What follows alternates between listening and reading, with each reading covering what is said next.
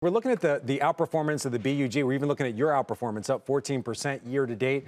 What's the environment right now when it comes to cybersecurity? Well, I think the environment is incredibly healthy. If you look at the internet, if you look at the number of attacks that are happening offline, if you look at how critical IT systems and data are to companies around the world, there's a lot of concern about cybersecurity. And so the environment from a cybersecurity provider perspective is incredibly healthy. All right, by the way, your company, about 5% of the holdings in the BUG ETF. Having a hard time talking today, Amit. The BUG ETF, part of the big rise there. All right, so also want to talk about AI. Your company is using AI currently, so just give us a sense of how you use AI, and are your customers asking you more and more about AI when it comes to their cybersecurity? Yeah, at Tenable, we use a number of different technologies and methodologies to help organizations determine exactly how vulnerable they are, how at risk they are to cybersecurity exploits. So we use, given the sheer number and volume of vulnerabilities, we use AI to help them to determine which vulnerabilities are exploitable. And this is one of many techniques and one of the many applications of AI in cybersecurity. So we hear about it from customers, but it's one of many things that we do. All right, I want to talk about another holding in the BUG ETF, Palo Alto Networks. Their CEO, Nikesh Arora, he had a lot of comments about AI during the company's most recent earnings call. That stock, 8% of the BUG, up 17% month to date. I want to play you a soundbite from Nikesh Arora and just get your reactions. These comments are about AI.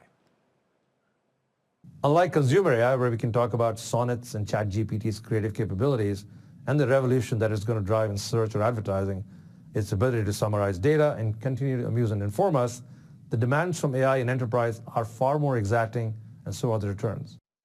All right, so he says the demands for an enterprise, like many of your customers, far more exacting, but so are the returns. So what was your take on what he was saying? It sounded like he basically said, yes, we're using AI, but it's not quite ready for prime time yet. Well, I think Nikesh is exactly right. It's not quite ready for prime time in general purpose application. If you look at the complexity of enterprise networks and enterprise environments, you'll see that AIs, which can be tricked, and we're seeing it happen online already with the general purpose AIs, which can be tricked, it's not quite mature enough to make those critical decisions in enterprise environments. All right, one other thing I want to talk to you about, we hit it a little bit earlier in the show, is the rise of the dollar in February, up more than 3% in February. Tenable gets about 1/3 of its revenues outside the Americas. Are you hearing any, quibbling, I guess, about the rising dollar and your costs? I think there's always concern about cost as the dollar rises. As you said, Tenable transacts business in 160 countries around the world. About 1/3 of our revenues come from overseas. So it makes those goods and services more expensive. On the flip side, it makes some of our operating expenses, does help lower some of our operating expenses where our dollar can go a little bit further.